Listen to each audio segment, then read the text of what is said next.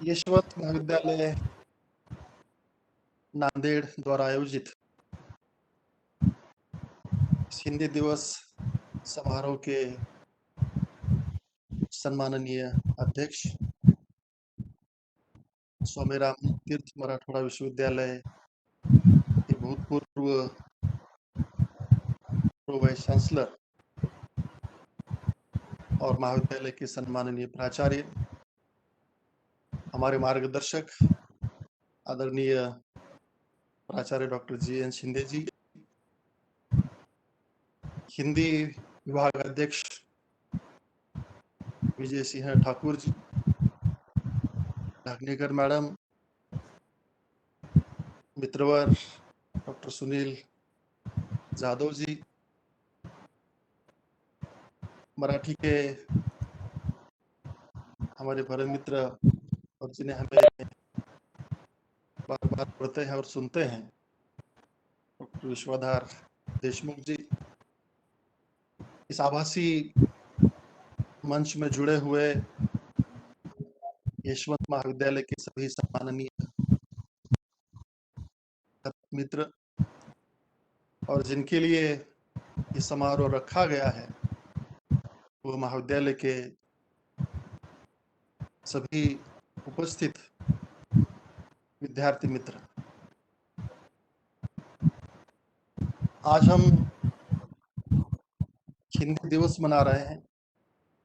वैसे 14 सितंबर को हिंदी दिवस मनाया जाता है, हिंदी सप्ताह भी मनाया जाता है और हिंदी पखवाड़ा भी मनाया जाता है। तो कल 14 सितंबर था, लेकिन त्योहार के कारण और महाविद्यालय में भी कुछ कार्यक्रम होने के कारण कल समय नहीं हो पाया, इसलिए आज हिंदी दिवस यहाँ पर मनाया जा रहा है। पूरे देश भर में ये हिंदी दिवस बड़े हर्षोल्लास के साथ मनाया जाता है और ये दिवस मनाने के पीछे यही उद्देश्य होता है कि हिंदी भाषा का प्रचार प्रसार हो, हिंदी भाषा की उन्नति हो, उसकी प्रगति हो। उस बहाने से समारोह का आयोजन हम करें, उसको याद करें, बोलचाल में उसका उपयोग हो। इस उद्देश्य से देश भर में 14 सितंबर 1949 को हिंदी को राजभाषा के रूप में स्वीकार किया गया, 14 सितंबर 1949 को, और तब से लेकर आज तक प्रतिवर्ष हिंदी दिवस मनाया जाता है। जब देश स्वतंत्र हुआ तब हमारे सामने प्रश्न यह था कि हमारी राष्ट्रभाषा कौन सी होनी चाहिए, क्योंकि हर एक देश की पहचान 4 बातों से होती है। एक तो राष्ट्रध्वज, राष्ट्रभाषा, राष्ट्रीय चिन्ह, तो बाकी सारी चीजें तो सब तय हुई कि राष्ट्रभाषा मतलब राष्ट्रध्वज तिरंगा हो, राष्ट्रीय चिन्ह। लेकिन प्रश्न यह था कि हमारी राष्ट्रभाषा कौन सी होनी चाहिए, क्योंकि हर एक देश की पहचान ही इन बातों से होती है। उसकी अस्मिता, उसकी पहचान के लिए जरूरी होता है। जब राष्ट्रभाषा की बात आती है तो हम देखते हैं कि हमारे संविधान में हिंदी को राष्ट्रभाषा का दर्जा नहीं मिला है, बल्कि उसे राजभाषा का दर्जा दिया गया। उसके कारण अनेक थे, क्योंकि हमारे देश में अनेक भाषाएं, प्रादेशिक भाषाएं हैं, और उन प्रादेशिक भाषाओं में से किस भाषा को राष्ट्रभाषा का दर्जा दिया जाए, यह प्रश्न हमारे सामने था। उसके लिए एक समिति गठित की गई, उसने अध्ययन किया और अध्ययन करने के बाद यह तय हुआ कि हमारे देश में सबसे अधिक मात्रा में बोली जाने वाली, समझी जाने वाली, लिखी जाने वाली, पूर्व से लेकर पश्चिम तक और दक्षिण से लेकर उत्तर तक में सबसे अधिक मात्रा में बोली और समझी जाने वाली भाषा हिंदी भाषा है। सामान्य लोग इस भाषा को समझते हैं, इसलिए उसे राजभाषा का दर्जा दिया गया, राष्ट्रभाषा का नहीं। अब उसके पीछे राजनीति भी हुई और राजभाषा के दर्जे के बावजूद भी हम ये कहते हैं कि हिंदी हमारी राष्ट्र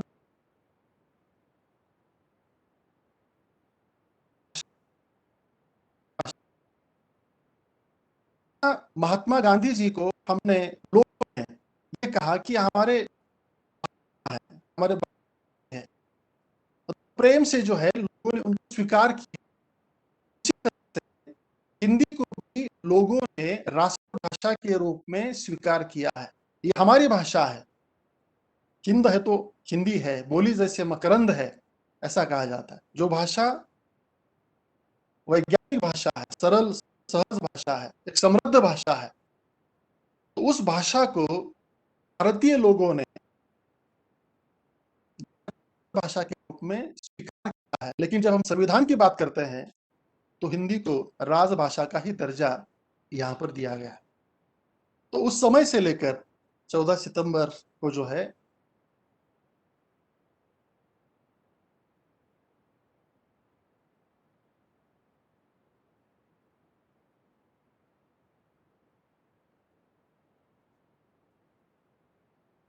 विविधता से भरा हुआ है। अनेक धर्म,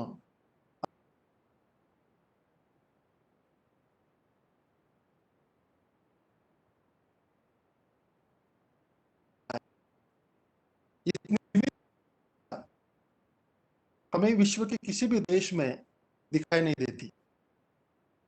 इसलिए हम हमेशा जो गाना गाते हैं, देश के निवासी सभी जन एक हैं, रंग रूप वेश भाषा चाहे अनेक हैं।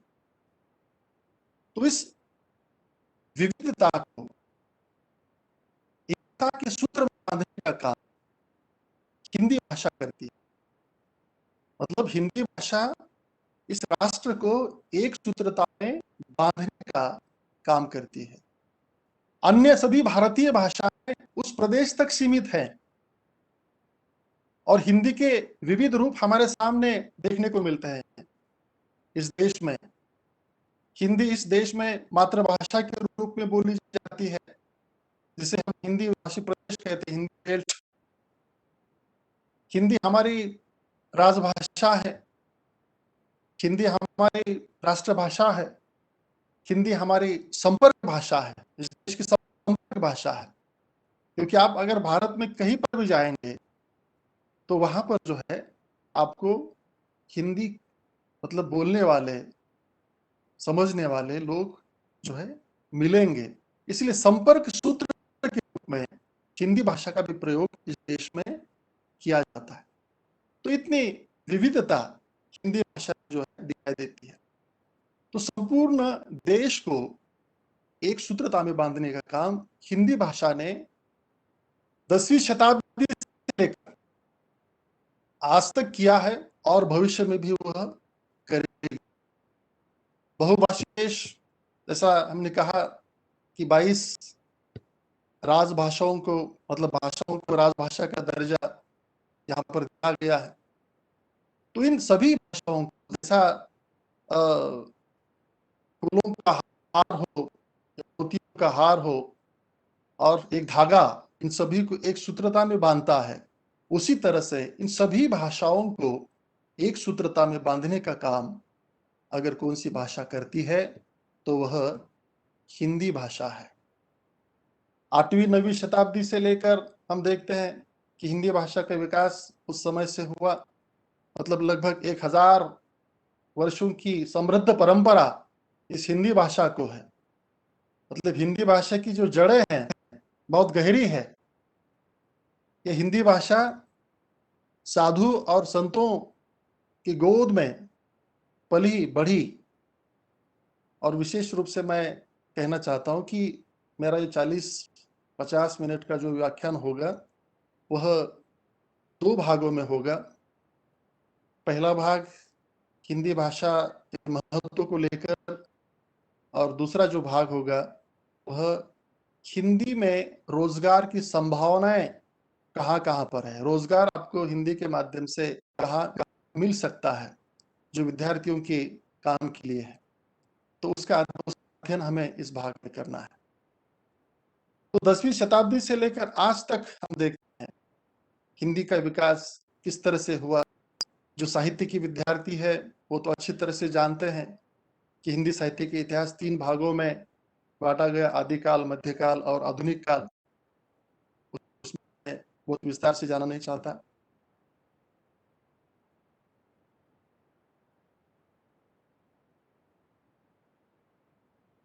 इसमें भाषा हुई, प्रसारित हुई और विकसित हुई, संपन्न हुई। अनेक संत हैं, नामदेव जी से लेकर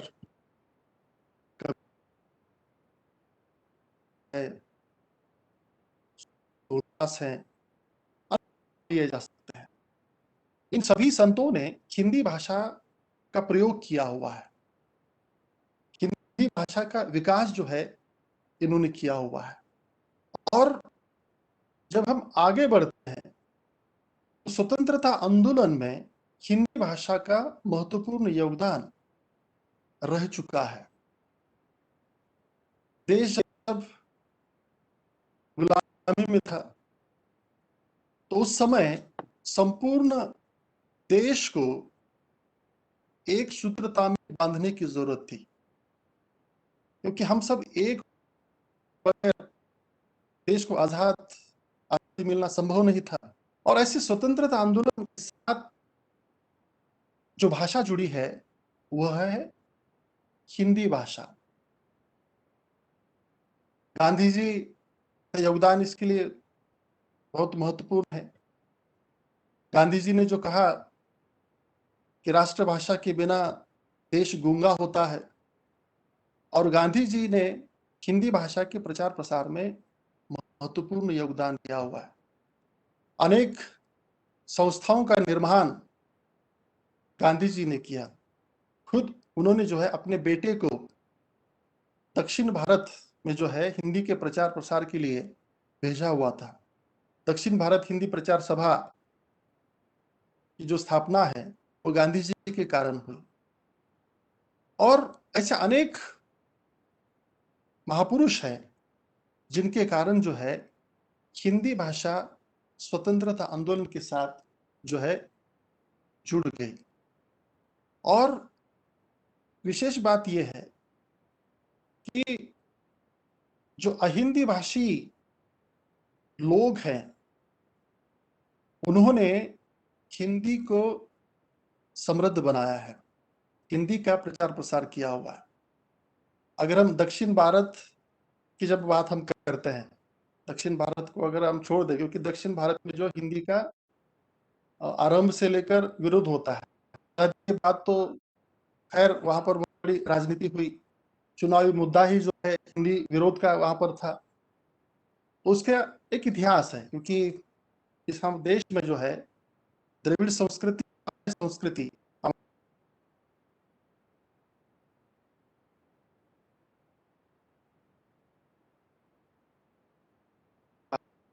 हिंदी भाषा है पर थोपा गया है, इसीलिए दक्षिण भारत में जो है हिंदी का विरोध होता है। लेकिन ऐसे कुछ लोग वहां पर भी है जिन्होंने हिंदी के प्रचार प्रसार में महत्वपूर्ण योगदान यहाँ पर दिया हुआ है। हिंदी भाषियों में जैसा कि महात्मा गांधी जी स्वयं गुजरात से थे, स्वामी दयानंद सरस्वती गुजरात से थे, लोकमान्य तिलक महाराष्ट्र से थे, काका कालेलकर जो है यहाँ से थे। ऐसे अनेक नाम लिए जा सकते हैं जिन्होंने हिंदी भाषा के प्रचार प्रसार में महत्वपूर्ण योगदान दिया हुआ है। और आजादी के समय में उस आंदोलन के साथ ये भाषा जुड़ गई, देश एक हुआ, आंदोलन किया गया, हमें आजादी मिली। तो इस भाषा का महत्व यह है, हिंदी भाषा का, कि ये हमारे स्वतंत्रता आंदोलन के साथ जुड़ी हुई भाषा है। देश को आजाद करने के लिए जो है इस हिंदी भाषा का महत्वपूर्ण योगदान जो है देखने को मिलता है। अनेक कवियों ने, लेखकों ने हिंदी भाषा के प्रचार प्रसार में योगदान दिया हुआ है। अनेक नाम लिया जा सकते हैं, लेखकों के नाम इसमें लिया जा सकते हैं, जिन्होंने हिंदी में लिखा और उसका प्रचार प्रसार किया। एक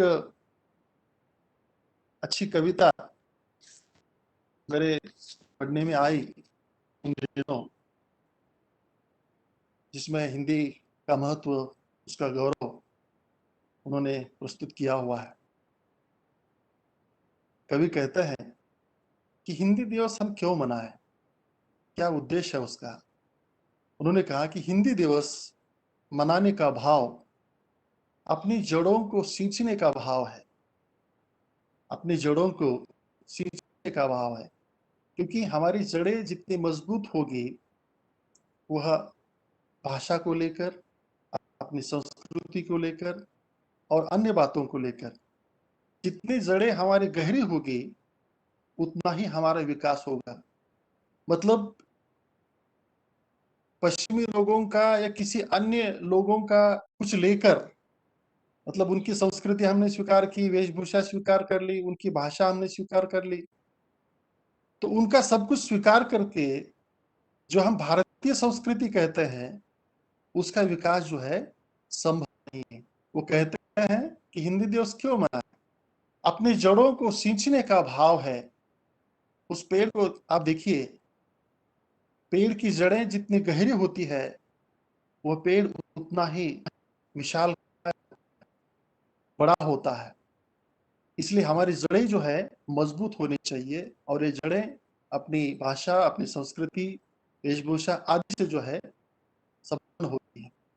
राष्ट्रीयता से जुड़ने का भाव, भाषा को अपनाने का, हिंदी दिवस मनाने का, एकता, अखंडता और सर्वपुरा का भाव है, उदारता, विनम्रता और सहजता का भाव है, समर्पण, त्याग और विश्वास का भाव है, ज्ञान, प्रज्ञा और बोध का भाव है। हिंदी दिवस अपनी समग्रता में खुसरो जायसी का खुमार है, तुलसी का लोक मंगल है, सूर का वात्सल्य और मीरा का प्यार है।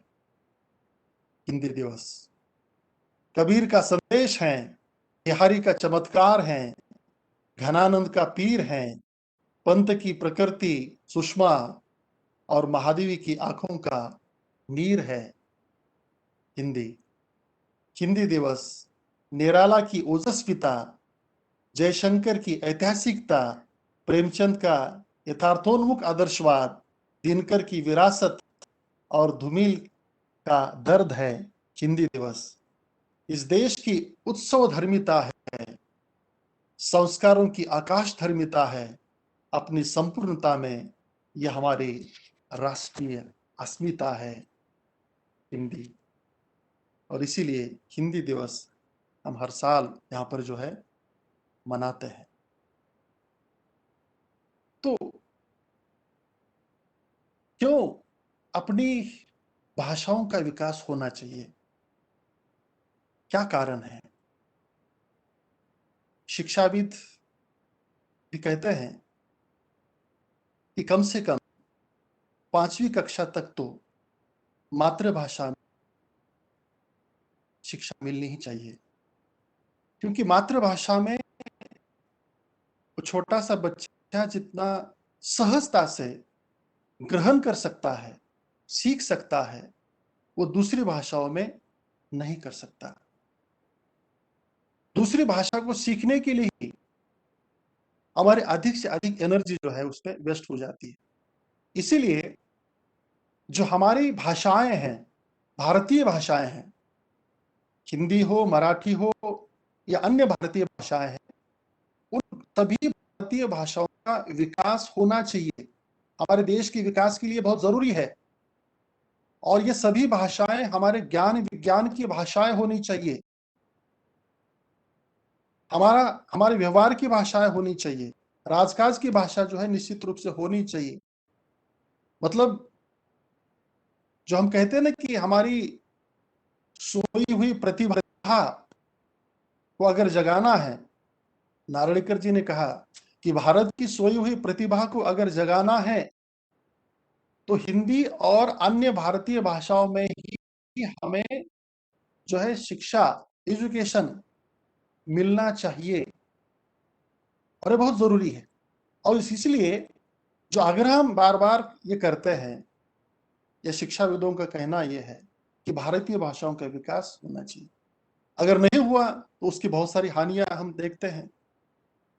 मेकाले से लेकर, क्योंकि मेकाले ने ये जाना था कि इस भारत देश की अगर कमर तोड़नी है, रीढ़ की हड्डी तोड़नी है, तो हिंदी भाषा को खत्म करो। ये उसका उद्देश्य था। अंग्रेजी को उन्होंने स्वीकार किया। अगर भारत देश को गुलाम बनाए रखना है, यहाँ सिर्फ क्लर्क अगर तैयार करने हैं, तो अंग्रेजी भाषा को इन पर थोपना पड़ेगा। लेकिन बाद में जो एल्फिंस्टन हो गए, एल्फिंस्टन का यह कहना था कि यहाँ की भाषाओं में शिक्षा होनी चाहिए, मिलनी चाहिए उनका महत्वपूर्ण। और इसीलिए जो है बाद में त्रिभाषा सूत्र स्वीकार किए गए हमारे देश में। वो त्रिभाषा सूत्र दक्षिण भारत में उन्होंने वहां पर जो है स्वीकार नहीं किया हुआ है। हम देखते हैं कि बहुत सारे जो छात्र हैं वह अंग्रेजी भाषा में ही जो है अनुत्तीर्ण होते हैं, फेल हो जाते हैं। कुछ 10वीं में, कुछ 12वीं में, कुछ अन्य वर्गों में जो है अंग्रेजी के कारण। अब ये हमें ध्यान रखना चाहिए विद्यार्थियों को विशेषकर, कि यहाँ किसी भाषा का विरोध हमें नहीं करना है। कौन सी भी भाषा बुरी नहीं होती, सभी भाषाएं अच्छी होती है। और इस जो है वैश्वीकरण के युग में आज के, हमें बहुभाषी होना चाहिए। जितना आप भाषाओं को जानेंगे, समझेंगे, इतनी ज्यादा है भाषा। 2 भाषा, कम से कम 3 भाषाएं तो आनी ही चाहिए हमें। हमारी मातृभाषा, हमारी राष्ट्रभाषा, और जो ज्ञान भाषा है, इंटरनेशनल लैंग्वेज जिसको हम कहते हैं, अंग्रेजी भाषा। इन 3 भाषाओं का आना तो हमारे लिए आज के समय में बहुत आवश्यक है। इसलिए भाषा का विरोध नहीं करना है, बल्कि अपनी भाषा को अच्छी तरह से सीखकर, उसको पचाकर, जैसा हम कहें नहीं, अपनी मातृभाषा यानी हमारे हृदय के निकट की भाषा होती है मातृभाषा। अगर ठेस पहुंचे तो जो शब्द निकलता है, माँ, आई, जो भी निकलता है, वो हमारे हृदय के पास से, मतलब वो भाषा हमारे हृदय की भाषा है। कितना भी अंग्रेजी पढ़ा लिखा आदमी हो, अगर उसे ठेस लगे तो अंग्रेजी में नहीं, उसकी मातृभाषा में ही पहला शब्द जो है उसको निकलता है। मतलब तात्पर्य यह है कि अपनी हिंदी भाषा को, अपनी मातृभाषा मराठी को अच्छी तरह से सीखकर आप दूसरी भाषाओं को निश्चित रूप से सीखिए। वो जरूरी है, उसके बगैर विकास नहीं होगा। अब वो ज्ञान भाषा, उसको स्वीकार करना ही पड़ेगा, उसको सीखना ही पड़ेगा। कब? अपनी भाषा को अच्छी तरह से सीखकर बाकी भाषाओं को हमें सीखना चाहिए। नहीं तो क्या होता है कि हमें एक भी, मतलब अपनी मातृभाषा भी हमें ठीक ढंग से, अच्छी तरह से जो है ना बोलने आती है, ना लिखने आती है। तो पहला काम ये है, जैसे हम कहेंगे ना कि भाई अपनी भाषा को छोड़कर हम दूसरी भाषा, अपनी माँ को छोड़कर जो है, हाँ, दूसरे जो सौतेली माँ है उससे प्रेम कर, इस तरह से नहीं। पहला काम ये है कि भाई जो है अपनी भाषा को अच्छी तरह से सीखना चाहिए।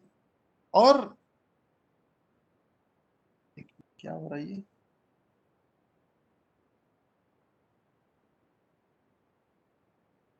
आवाज आ रही है ना मेरी? हेलो? हाँ, हाँ। तो बिना भारतीय भाषाओं के भारतीय संस्कृति जिंदा नहीं रहेगी, इतना हमें ध्यान रखना चाहिए। और भाषा का और संस्कृति का बहुत ही नजदीक का संबंध होता है। भाषा खत्म हो रही है, धीरे धीरे शब्द खत्म हो रहे हैं, जब एक भाषा खत्म होती है तो उसके साथ साथ संस्कृति भी उसके साथ जो है खत्म होती जाती है। और इस कारण से किसी अन्य की देखा-देखी में अनुकरण करना, उनकी नकल करना, ये न करते हुए जो हमारा है, अपने पास का है, उसको देखकर जो है हमें आगे निश्चित रूप से करना चाहिए। और जो भाषा इतनी समृद्ध हो, तो हमारे मन में उसके प्रति हीन भाव क्यों हो? क्योंकि हम समाज में जो मानसिकता हम देखते हैं कि अंग्रेजी को लेकर हम कहते हैं कि एक समृद्ध भाषा अंग्रेजी जिसको बोलने आती है उसको ऐसा बड़ा माना जाता है, और जो हिंदी मराठी भाषा बोलते हैं उसको हीनता की दृष्टि से देखा। तो ये दृष्टिकोण भी जो है, जो अपना है, वो अपना है, और उसकी जो समृद्धता है उसे हमें देखना चाहिए। हीनता का जो भाव है वो हमें समाप्त करना चाहिए। एक बात जरूरी है, जो भाषा विश्व में दूसरे पायदान पर हो बोलने वालों की दृष्टि से, दूसरे, क्योंकि अगर प्रश्न पूछा जाए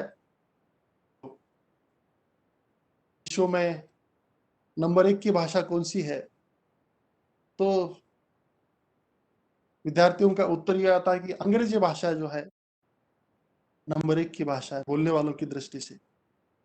लेकिन ऐसा नहीं है, बल्कि बोलने वालों की दृष्टि से जो मंदारिन भाषा जो है, जो उसको हम चीनी भाषा कहते हैं, वो विश्व में नंबर 1 पर है।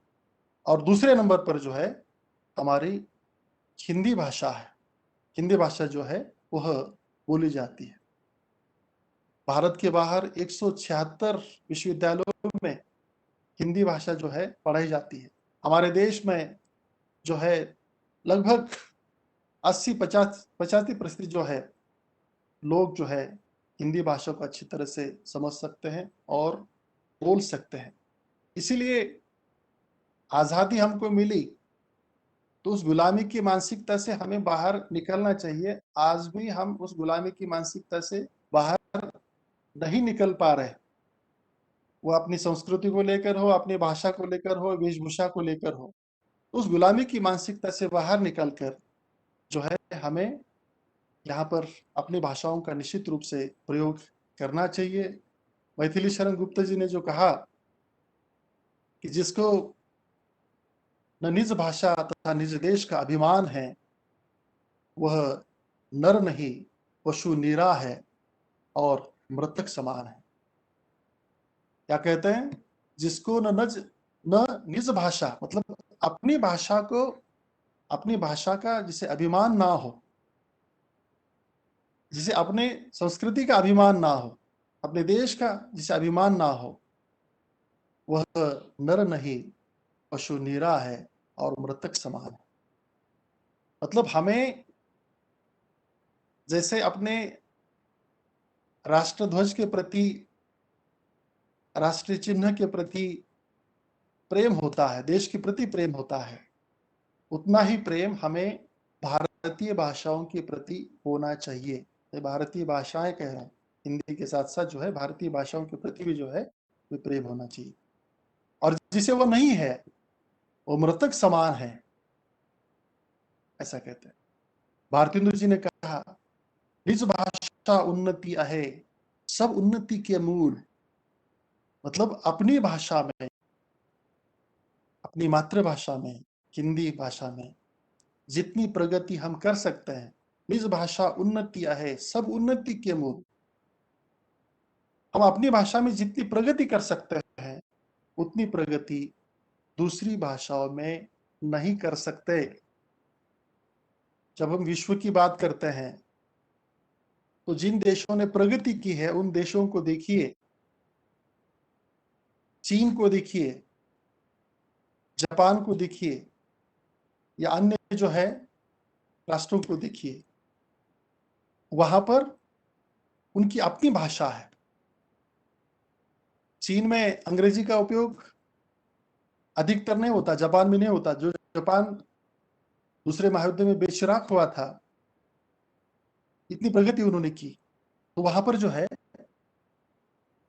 जापानी भाषा का प्रयोग किया जाता है। तो हर एक व्यक्ति के मन में राष्ट्रभाषा के प्रति, अपनी भाषाओं के प्रति निश्चित रूप से प्रेम होना चाहिए।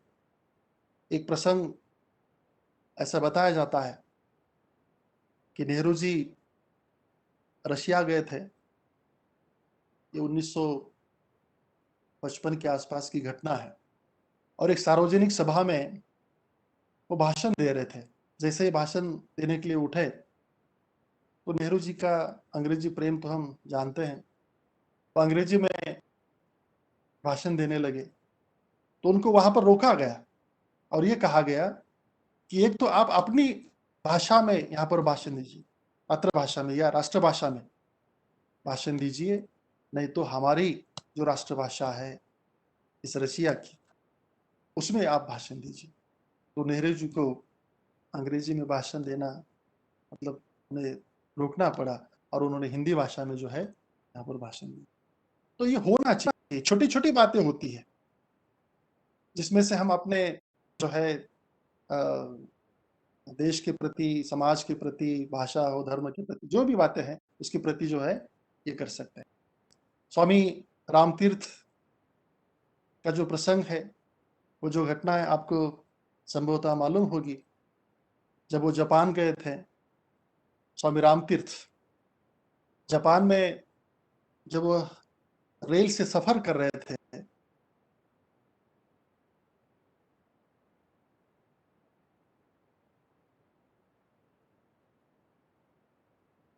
तो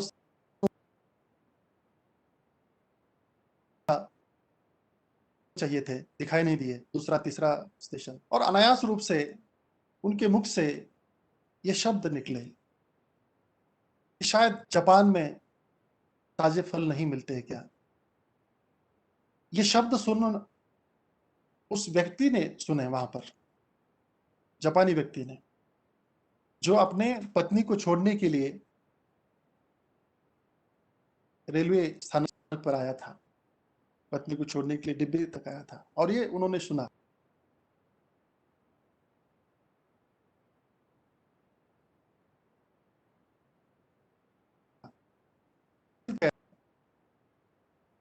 देखिए, वह बाहर गया और वह ताजे फलों की टोकरी लेकर आता है स्वामी जी के पास और स्वामी जी को कहता है कि स्वामी जी ये लीजिए, आपको फल चाहिए था ना, ये फल लीजिए। तो स्वामी जी को लगा कोई फल विक्रेता होगा, उन्होंने वो फल लिए और कहा कि कितने पैसे हुए, कितने पैसे देना है। वो जापानी व्यक्ति कहता है, लड़का कहता है कि मुझे पैसे नहीं चाहिए। उन्होंने कहा क्या चाहिए। तो वो कहता है कि आप इतना ही कीजिए कि जब भी आप भारत जाएंगे तो भारत में जाने के बाद वहां पर ये मत कहिएगा कि जापान में ताजे फल नहीं मिलते।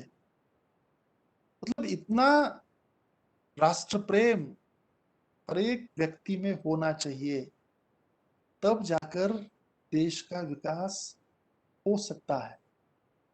छोटी छोटी बातों से होता है। और जैसा हम जानते ही है कि हर एक भाषा जो है वो मनुष्य को जोड़ने का काम करती है। भाषा जोड़ती है, भाषा तोड़ती नहीं। और हिंदी भाषा भी जोड़ने का काम करती है, लेकिन हमारे देश में भाषा को लेकर राजनीति होती है कि आप दक्षिण भारतीय हैं, आप उत्तर भारतीय हैं, अमुक हैं।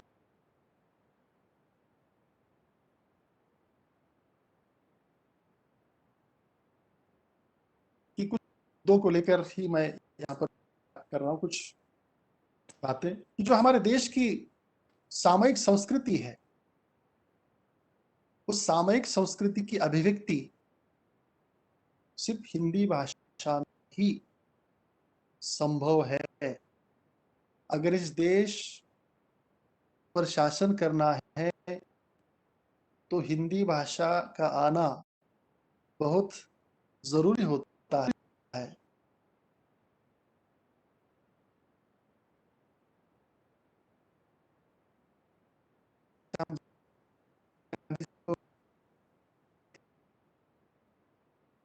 में जो है उन्होंने हिंदी भाषा बहुत ज़रूरी भाषा जो है यहाँ पर देखने को मिलती है और वही भाषा विकसित हो सकती है जो भाषा ज्ञान विज्ञान की भाषा हो, रोजी-रोटी की भाषा हो। मतलब भाषा का संबंध रोजी-रोटी के साथ भी है। हम अंग्रेजी भाषा इसलिए सीखते हैं क्योंकि अंग्रेजी भाषा में हमें नौकरी मिलती है।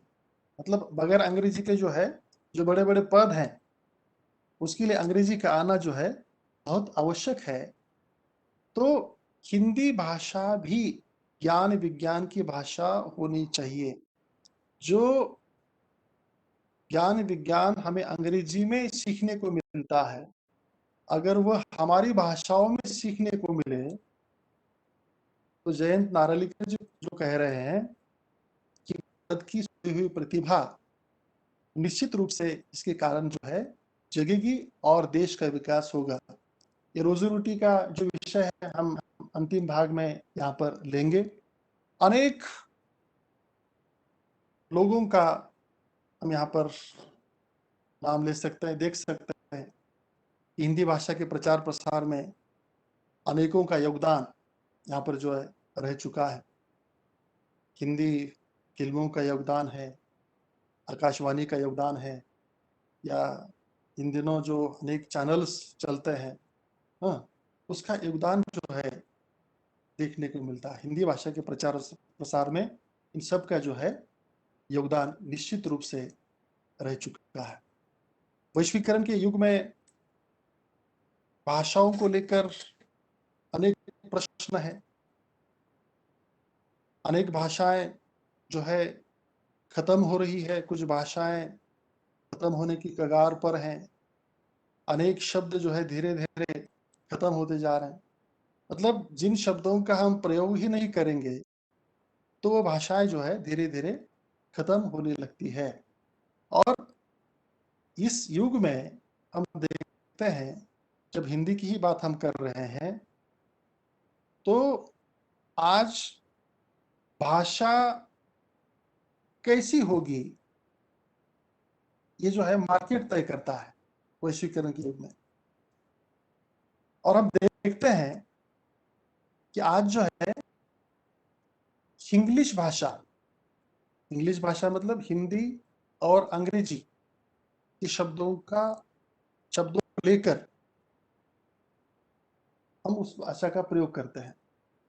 तो मुझे ऐसा लगता है भाषा को लेकर कि 100%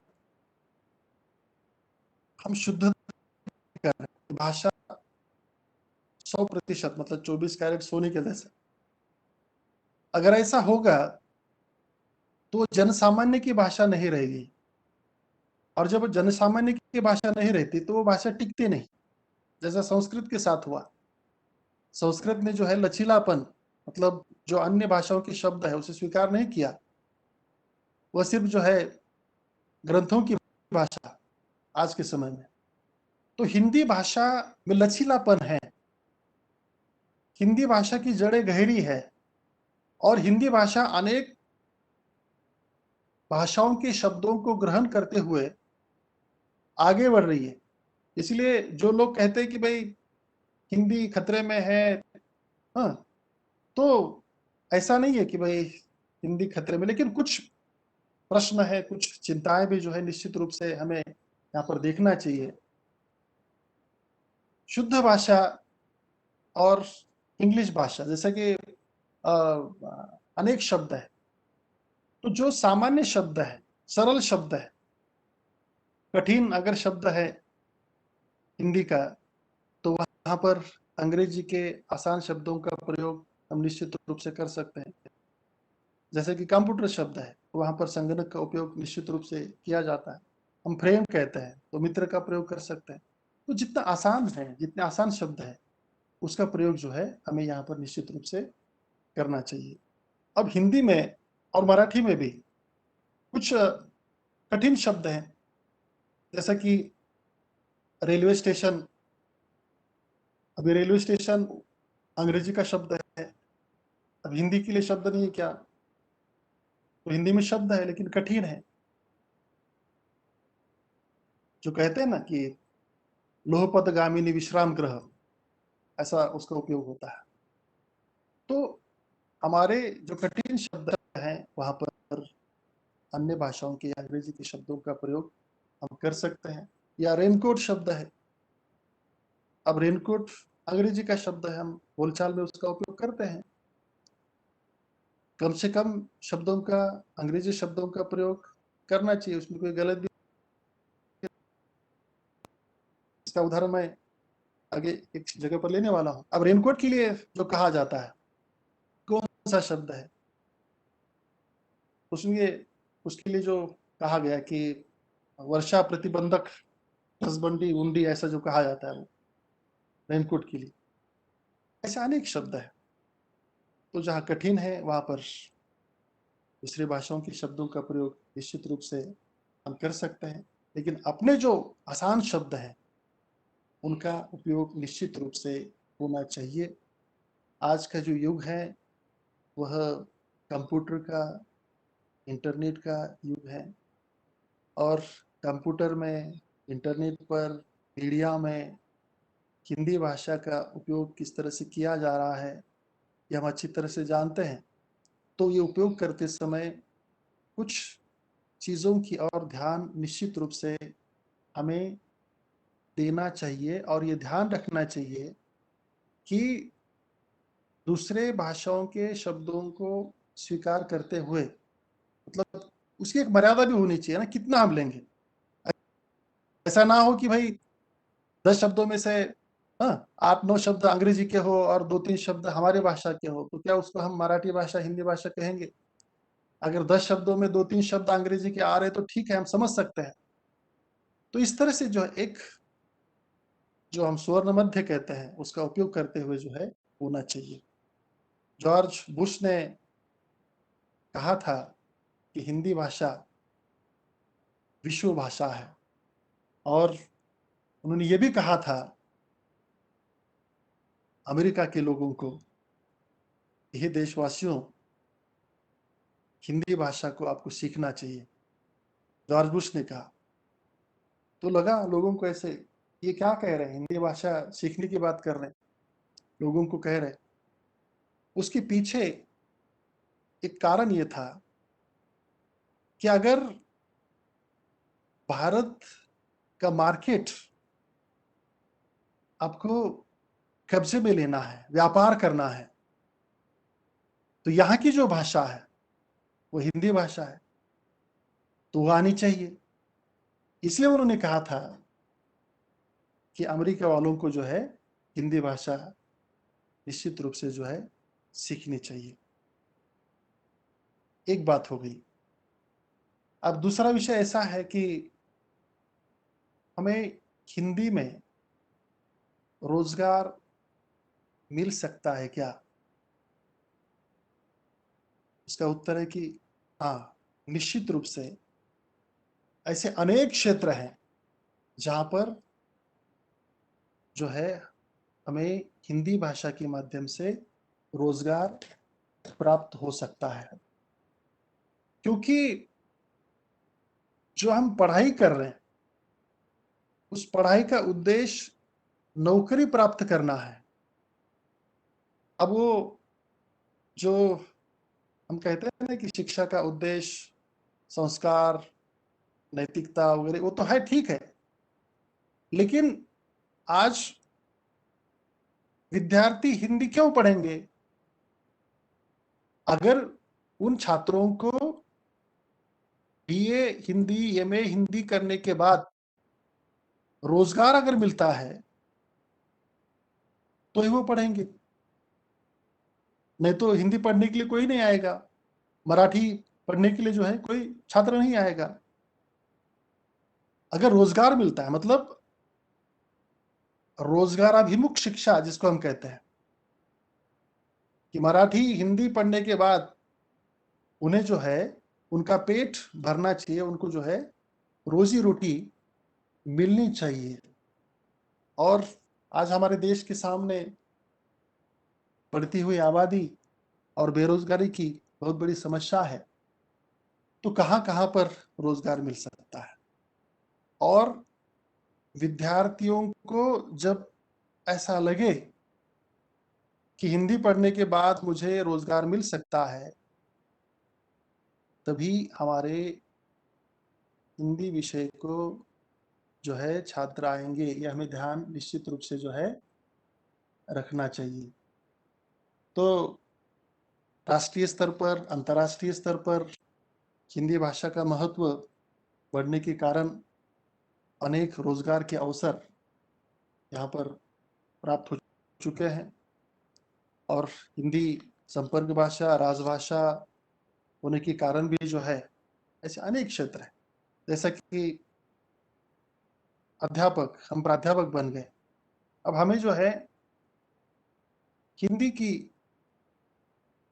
रोज़ी-रोटी मिलती है। हमारा पेट जो है हिंदी भाषा के कारण मिलता है।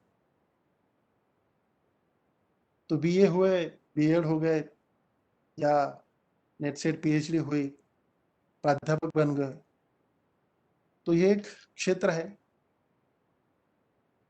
भोकरदन में जो कॉलेज है, जालना के पास, मैंने शायद 1-2 साल पहले टीवी पर एक खबर पढ़ी थी, खबर देखी थी कि वहाँ के महाविद्यालय ने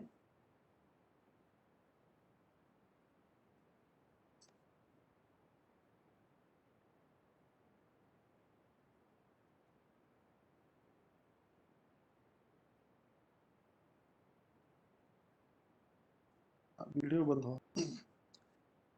तो वहाँ के महाविद्यालय ने, शायद आप भी जानते होंगे कि जहाँ पर एंट्री होती है कॉलेज में, उस महाविद्यालय में जितने भी प्राध्यापक हैं, उनके नाम और उनके सामने जो है, उनकी तनख्वाह लिखी हुई है।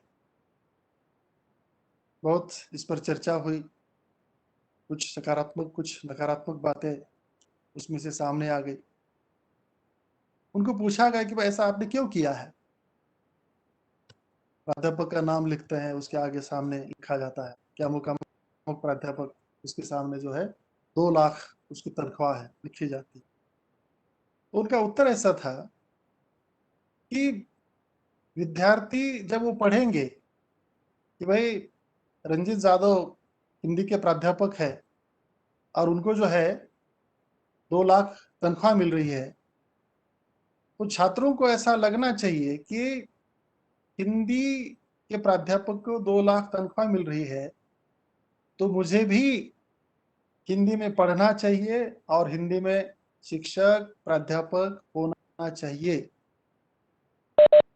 तो कहने का तात्पर्य इतना है कि बच्चों को ऐसा निश्चित रूप से उनको विश्वास होना चाहिए कि मैं अगर हिंदी भाषा लूँ, तो मुझे जो है रोज़गार मिलेगा, तब ये होगा। दूसरा जो क्षेत्र है वो अनुवाद का। अनुवाद के क्षेत्र में तो इतना काम है, राष्ट्र मतलब राज्य, राष्ट्रीय स्तर पर, अंतर्राष्ट्रीय स्तर पर, ऐसे अनेक क्षेत्र हैं अनुवाद को लेकर।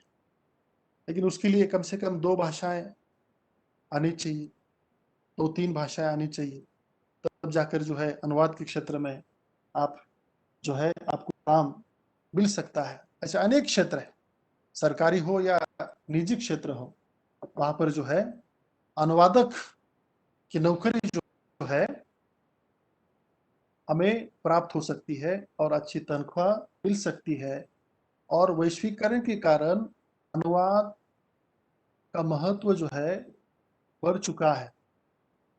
भारत में राजभाषा अधिनियम के तहत जो है सभी सरकारी दस्तावेज़ों का अंग्रेजी में और हिंदी में जो है अनुवाद करना पड़ता है। संसद में जो भी मतलब विधेयक जो भी कामकाज होता है, उसका भी अनुवाद जो है किया जाता है। विधानसभाओं में जो है मीडिया हाउस है, दूरदर्शन है, आकाशवाणी है, बैंक है, जितने भी राज्य और केंद्र के कार्यालय होते हैं, उन कार्यालयों में आप देखते हैं कि बैंक में आप जाइए, हिंदी अधिकारी होते हैं, जो भी केंद्रीय कार्यालय होते हैं, वहाँ पर जो है राजभाषा अधिकारी का पद जो है वहाँ पर होता है। तो वह पद जो है प्राप्त किया जा सकता है। विज्ञापनों का अनुवाद हम कर सकते हैं, या आज बहुत बड़ा क्षेत्र जो हम देखते हैं वह है फ़िल्मों का डबिंग करना या रीमेक करना। दक्षिण भारत की अनेक फ़िल्में जो है हिंदी में आती है और उसका अनुवाद किया जाता है, तो वहाँ पर अनुवादक की ज़रूरत पड़ती है। लेकिन ये सब तब होता है, तब होगा अनुवादक में उतनी प्रतिभा होनी चाहिए। तभी जाकर जो है हमें ये सब रोज़गार जो है कर सकता है। प्रकाशन है, पुस्तकें हैं या स्वतंत्र रूप से जो है हम अनुवादक, हमें अनेक बार पूछा जाता है कि भाई मराठी की एक पुस्तक है, हिंदी में कोई अनुवाद करने वाला है क्या? अच्छे अनुवादक नहीं मिलते। और दूसरी बात, प्रूफ रीडिंग का भी जो काम होता है, मुद्रित शोधन का जो काम होता है, अब लातूर में पहले 1-2 लोग थे काम करने वाले, प्रूफ रीडिंग का काम करने वाले, हिंदी का। आज एक भी नहीं है, बहुत दिक्कत आती है। कितने भी पैसे आप देने के लिए तैयार है, लेकिन काम करने वाला कोई नहीं है ना। तो एक तरफ छात्र जो है डिग्री लेकर बेकार हैं, तो उन्हें ये समझना चाहिए कि भाई इस क्षेत्र में हमको रोजगार मिल सकता है, मतलब सभी को नौकरी मिलेगा ऐसा भी नहीं है, लेकिन इन क्षेत्रों में हमको रोजगार मिल सकता है, और वह है एक अनुवाद का क्षेत्र। अनेक संस्थान हैं, अनेक जो है संस्थाएं हैं, कॉलेजेस हैं। आपकी डिग्री होने के बाद जो है एक कोर्स होता है अनुवादक का, तो वहाँ पर वो कोर्स करके जो है हमें नौकरी मिल सकती है। और दूसरी एक बात, दुभाषिया, दुभाषिया का बहुत महत्वपूर्ण काम होता है।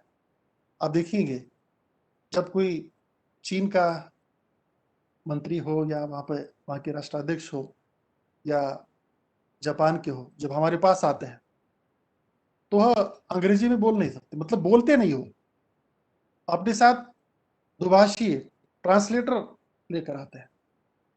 तो हमारे प्रधानमंत्री एक तरफ बैठे हुए हैं और वहां के प्रधानमंत्री राष्ट्रपति बैठे हुए हैं, तो उन दोनों के बीच में वह दुभाषिया होता है, अनुवादक होता है। मतलब आईएएस अधिकारी को भी प्रधानमंत्री के साथ मतलब बैठने का मौका नहीं मिलता, लेकिन वो जो ट्रांसलेटर होता है वो दो प्रमुखों के साथ जो है बैठकर वहां पर अनुवाद करते हुए, ट्रांसलेट करते हुए जो है अपनी बात करते हैं। तो ऐसे अनेक क्षेत्र है, अनुवाद का क्षेत्र है। उसके बाद मीडिया है, पत्रकारिता, बहुत बड़ा क्षेत्र, व्यापक क्षेत्र है। तो वहां पर भी हमें रोजगार मिल सकता है। प्रिंट मीडिया हो, इलेक्ट्रॉनिक मीडिया हो, 27 प्रकार की पत्रकारिता मानी जाती है।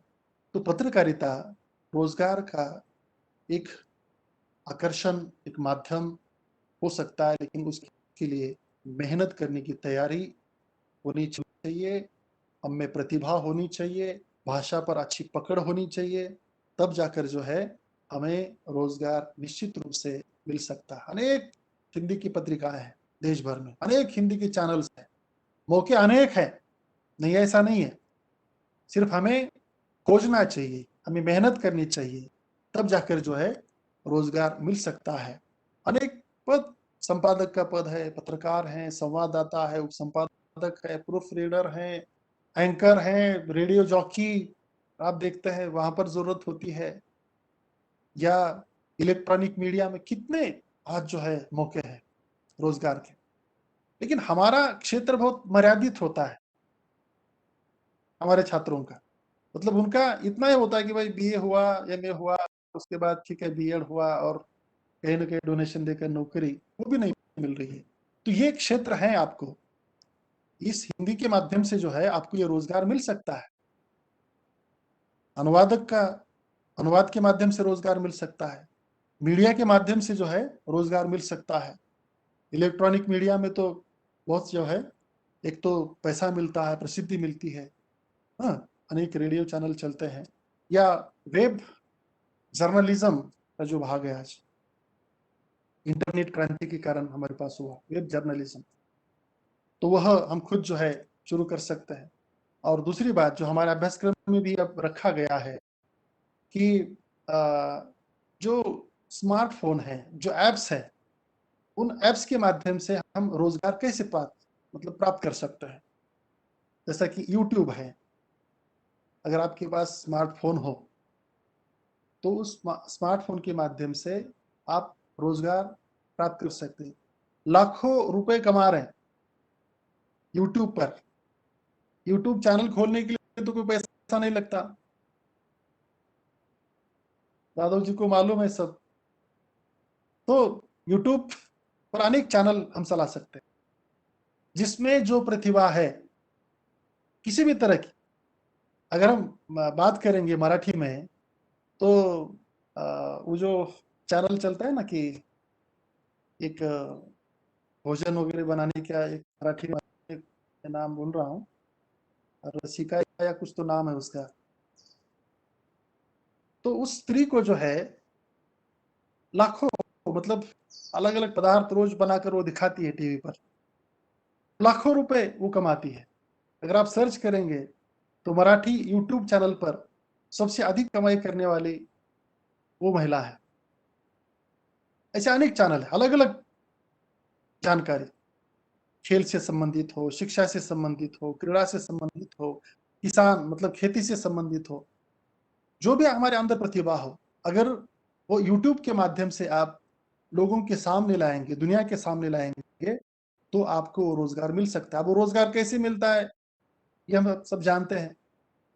अगर देखने वाले ज़्यादा लोग हों, तो उस पर विज्ञापन आते हैं, वो कंपनियाँ जो है उसको पैसा देती है, वो सब जो है वो जानते हैं। या ब्लॉग लेखन के माध्यम से हम रोज़गार प्राप्त कर सकते हैं। तो एक तो प्रसिद्धि मिलेगी और रोज़गार भी मिलेगा। तो ये यूट्यूब चैनल या ब्लॉग लेखन या फिर मीडिया, पत्रकारिता, अनुवाद आदि के माध्यम से हम रोज़गार प्राप्त कर सकते हैं। 25,000 से ज़्यादा हिंदी ब्लॉग्स हैं हिंदी में। अनेक यूट्यूब चैनल आज चलाए जाते हैं, तो वो कर सकते हैं। रेडियो जॉकी है, एफ़एम है, सभी क्षेत्र पर। तो राजभाषा अधिकारी का पद होता है, हिंदी अधिकारी का पद हो सकता है। उसके माध्यम से हमको रोज़गार मिलेगा। विज्ञापन में रोज़गार, विज्ञापन भी, लेकिन उसके लिए बहुत प्रतिभा होनी चाहिए, निश्चित रूप से होनी चाहिए। विज्ञापन में एक वाक्य अगर हम तैयार करते हैं, ठंडा मतलब कोका कोला, जिसने भी तैयार किया, लाखों रुपए उसको या लिखते-लिखते लव हो जाए, बस एक वाक्य है, तैयार किया, 10 लाख रुपए मिल गए उस व्यक्ति को। तो ये विज्ञापन में भी जो है, हम काम कर सकते हैं और अनेक ऐसे क्षेत्र हैं, जिसके माध्यम से हमें हिंदी के माध्यम से रोज़गार निश्चित रूप से मिल सकता है। अब यहाँ समय कुछ मर्यादाएँ होने के कारण बहुत विस्तार से उस पर बात नहीं की जा सकती और अंतिम जो भाग है हमारे यहाँ पर कि हिंदी के सामने अब कौन-सी चुनौतियाँ हैं। निश्चित रूप से चुनौतियाँ हैं जिसका उल्लेख इसके पहले भी जो है मैंने किया। एक चुनौती ये है कि भाषा, जैसा कि हिंग्लिश हम कहते हैं, भाषा की शुद्धता को लेकर जो बात की जाती है, कि अगर इसी तरह से हम अंग्रेजी शब्दों का अपनी भाषा में प्रयोग करते रहेंगे, बढ़ाते रहेंगे, तो धीरे-धीरे जो है हमारे शब्द उनकी बोलचाल में प्रयोग में अगर वो नहीं रहेंगे, तो वो खत्म हो जाएँगे। इसीलिए शब्दों का प्रयोग जो है हमारी भाषा के शब्दों का प्रयोग जो है निश्चित रूप से होना चाहिए। अब एक 2 उदाहरण यहाँ पर लिए जा सकते हैं, संभवतः वो आपको भी मालूम होंगे कि एक उदाहरण ऐसा है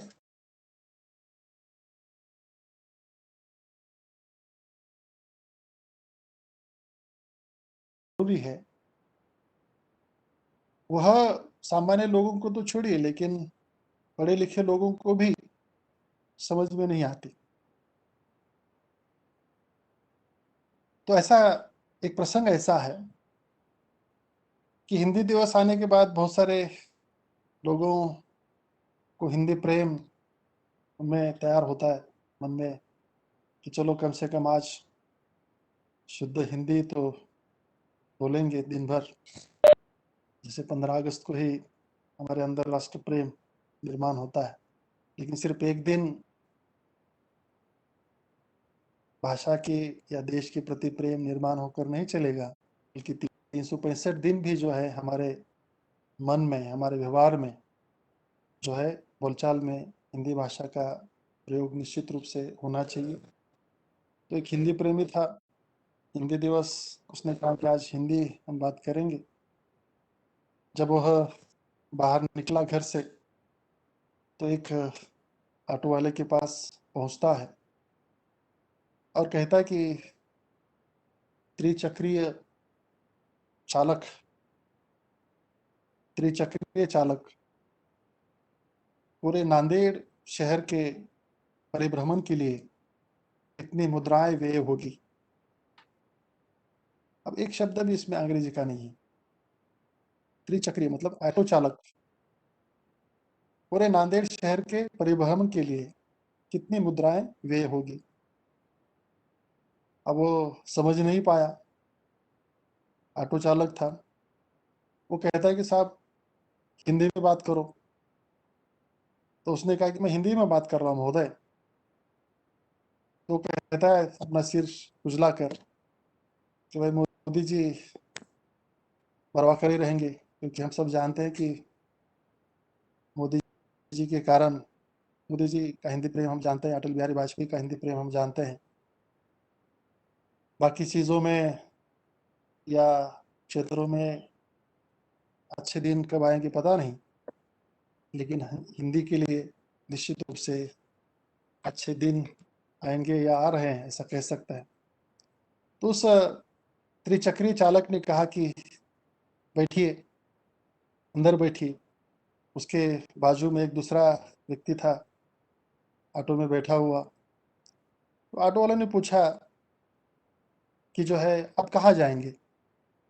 उसने कहा कि मुझे परिसदन छोड़ दो। अब परिसदन, फिर वो घबराया, परेशान हुआ कि परिसदन मतलब क्या। तो उस बाजू वाले व्यक्ति ने कहा कि भाई इसको सर्किट हाउस जाना है। मतलब हमारा ऐसा है कि हिंदी भाषा को या मराठी भाषा को समझाने के लिए अंग्रेजी भाषा का उपयोग हमें करना पड़ता है। कुछ शब्द ऐसे हैं हिंदी के, मराठी के, समझ में नहीं आते, वहां पर जो है अंग्रेजी का उपयोग करने के बाद जो है हाँ ठीक है ठीक है, वो फिर बाद में जो है समझ में आता है कि सर्किट हाउस खुल जा रहा है। ऑटो में बैठा हुआ है, प्रश्न पूछ रहा है किस नांदेड़ शहर में कितने जो है चलचित्र मंदिर हैं।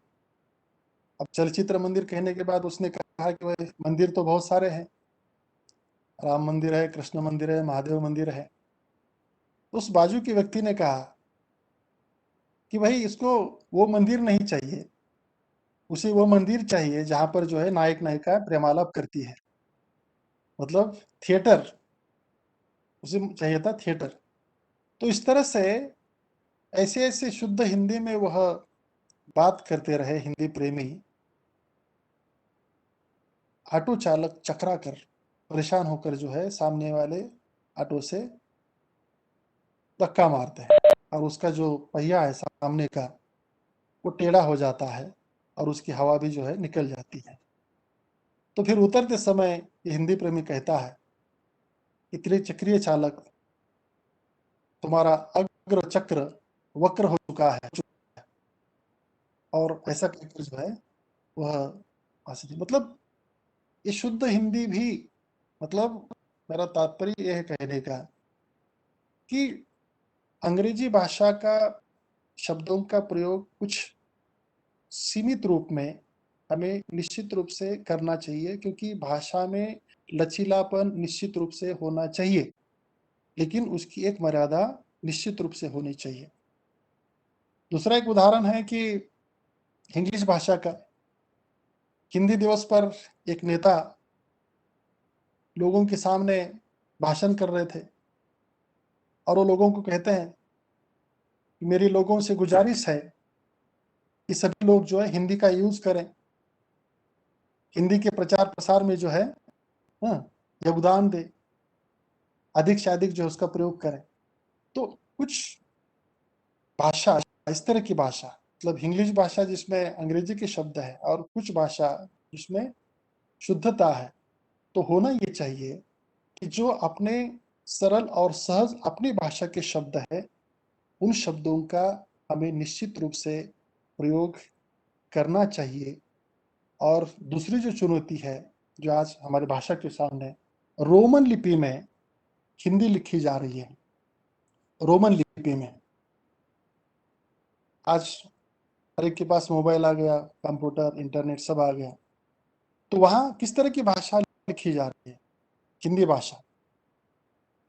उच्चारण तो हिंदी का होता है, लेकिन वहाँ लिखा क्या जा रहा है? रोमन में लिखा जा रहा है। जैसे कि अंग्रेजी मतलब जो हमने हिंदी फ़िल्मों के शीर्षक लिखे जाते हैं, नाम लिखे जाते हैं।